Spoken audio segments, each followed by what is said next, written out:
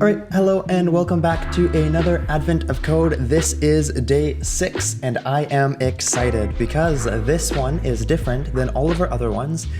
In our input is going to be one line, and so it is this giant line of, well, random characters like you see here.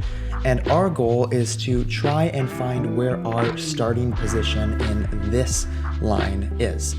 So how the starting position is found is the first location in the line where there are 4 unique characters in a row. So if you take a look at this example right here, the answer would be in the 7th position, because if you have the first 4, you have 2 J's. Now you couldn't do the next 4 because 2 J's as well. You couldn't do the next 4 because then you'd have 2 Q's. So this would be your starting position. So you would take the first 3 plus those 4, which equals a number 7. And you can see here some examples: number 5, number 6, 10, and 11. So for example, you would have to go all the way to the 11th character here before you'd find 4 unique different ones.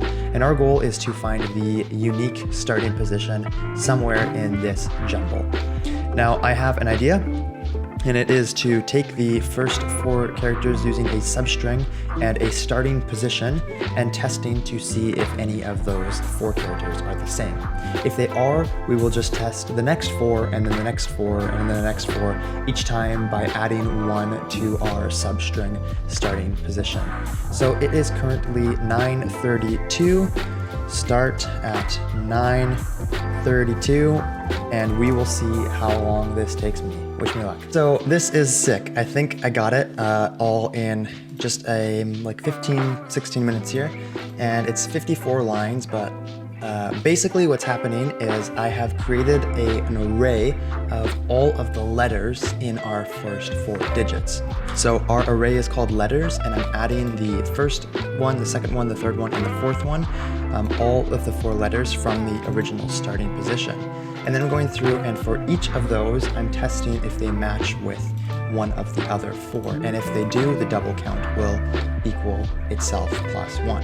Now, of course, they're always going to match with themselves, so I have a checker underneath that says if the double count is greater than 4, because their minimum is everyone's going to match with themselves, so there's a minimum of 4. If it's greater than 4, we know it fails, so it's going to reset all of our things and call our function over again. However, if it is equal to 4, we know that none of them are matching because they only match with themselves, and so our result will equal the 4 plus however many times it had to restart the function. So you can see here, if I go and drag in our test, our first line here, it equals 7, which is correct, I believe. The first one was 7, so now let's drag in, and this one should be 5. And if we go and edit our test text here, this one should be 5, and if we run that, correct, it is 5. So now let's try dragging in our full day 6 input and running that function, which says it is 1794, and if we go plop that in, fingers crossed, yes, we got it right. So that one was really fun. It's really neat because this one actually didn't need us to run through every single line of code on the text file. It was just a single line that it wanted us to go through. So this is my final code here. I hope you enjoyed that, and thanks so much for watching. We'll see you in the next one, whether that's tomorrow or some other time.